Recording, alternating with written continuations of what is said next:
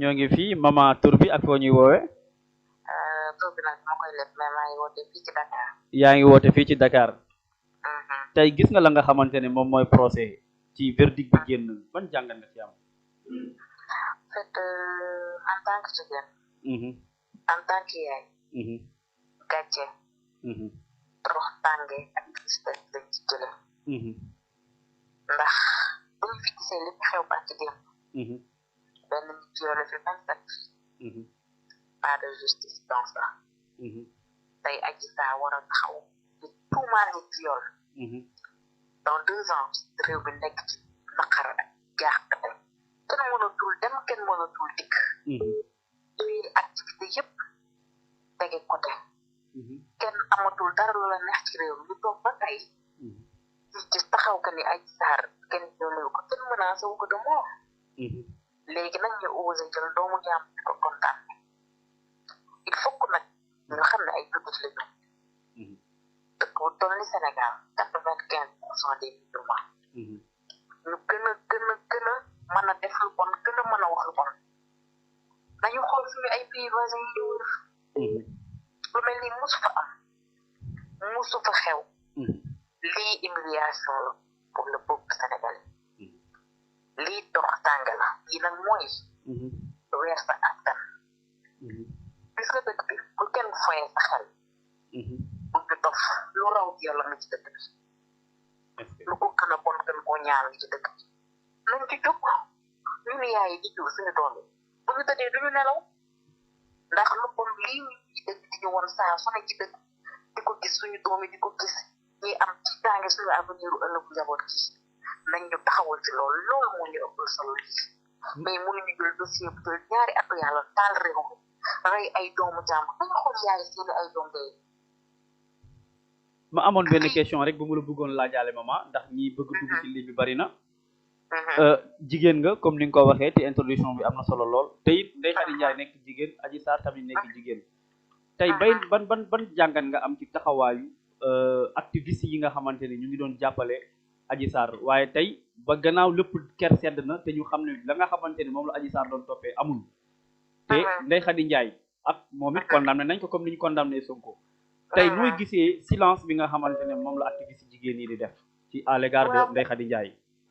gis nga loolu moo war a wane ni gis nga nit ku ne. di nga teg sa tànk fu teguwaay wa doonul li.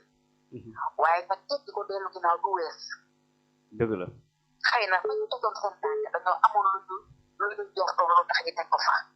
waaye dellu ginnaaw weesul. nañ dellu ginnaaw gestu Ndeye Khady Ndiaye bi jigéen la. yaay la mère de famille la te it amaan no soutien de famille la ndax Sénégal jigéen boo fi gis biy daw rek di ngati soutien de famille la. ñun dañu sonn les Sénégalais sont trop fatigués. te lii ñu teg nag Ndeye Khady Ndiaye nañu jàpp ne bés ñu ñëw dinañ ko àtteewaat daañu toog suñu diggante suñu borom ñun kenn ko ku ne àtte sa bopp. est-ce que donc jullit nag boo dee jullit da ngay fexe mu àqal ci yow.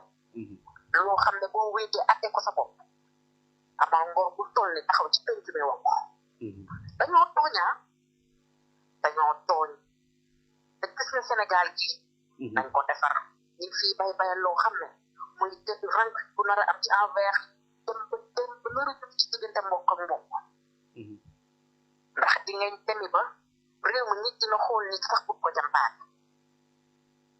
te nag mën nga baax ñi fi jaar liggéeyuñu loolu réew liggéeyuñu loolu de bu ñu emprisonné Ndeye Khady Ndiaye ak Sonko nañ leen tëj nañ leen tëj ba tamu caal ji sànni géej ndax yàlla leen dafa doone pour suñu borom nag dañ jéem baañu jéem Sëriñ Tuubaa ñaata at la def ci yoon ci àll bi ñu tëj ko bari na juróom-ñaari at ak juróom-ñaari weer juróom-ñaari fan kon nag nañu gëm ne yàllaay buur man yàllaay buur ñàkk yàllaay buur lu ñu waxal si wax ko lay dara dañuy dee saxuñu fi te bés bi nañu daañu jël woon baraaxi loolu nit mën a jay bu ëllëgee bu la maatalee da lay wan gannaaw de kenn toogu du fi kenn koy nit di ñaanale nit muy jur bu fi dee say doomu leewa ci taana dañuy mastra ak puukare kon ñu war a xam ne réew mi tamit bu kenn kon nag na ku ne di waxal yàlla bala ñoo dee nañu waxal yàlla man sama bopp bu ko dëbbati sax waaw man maa ngi jërëjëf tudd maman Abdou dëkk fii Dakar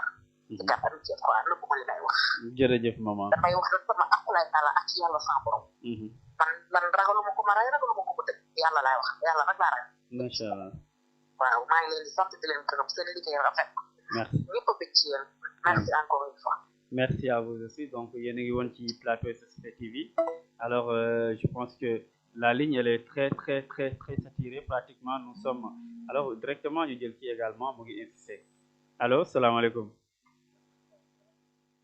allo salaamaaleykum